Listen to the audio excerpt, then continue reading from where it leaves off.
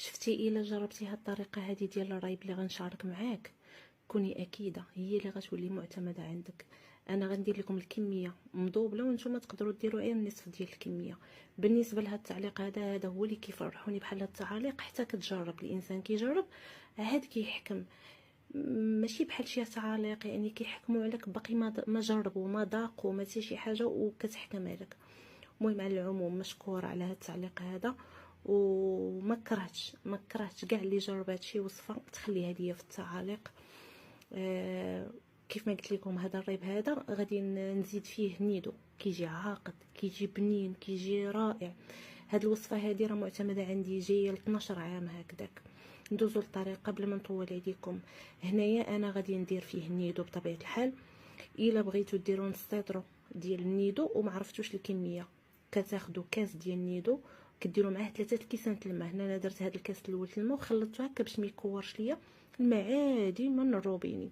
يعني كل كاس نيدو في 3 كيسان الماء صافي كيعطينا نص لتر ديال الحليب. صافي زدت عليه انا نص لتر واحد اخر وحطيته يغلى، درته فوق البوطه. خديت انيه واحده اخرى درت فيها حتى هي اطره الحليب. بغيتو ديروا نصف الكميه يعني في هذاك اللي حطيت يغلى ديروا فيه داك كاس نيدو 3 كيسان الماء صافي وحطوه يغلى.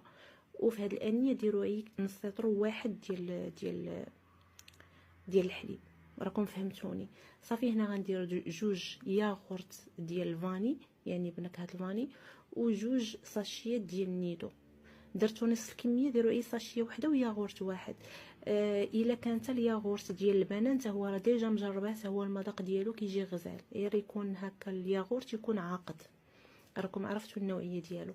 صافي هنا ان فوا داك الحليب كيوصل ليا لدرجه الغليان كنضيف ليه 8 ديال المعالق السكر. ما تخافوش من هذه الكميه، راه عندي جوج يطرود الحليب يعني الكميه مضاعفه. الا درتو نصف الكميه راه غديروا 4 ديال المعالق ديال السكر. يعني بحال كل نص لتر الحليب كتاخذ لينا جوج معالق ديال السكر. صافي هنا من بعد ما غلى لينا انا السكر ما كنضيفو حتى كيقرب يغلي هكا باش ما يحرقش ليكم. صافي كنحرك شويه كيدوب. صافي كيغلي لينا كنضيف الخليط اللي غلى مع الخليط الاول اللي ضفت فيه ياغورت وضفت فيه الفاني.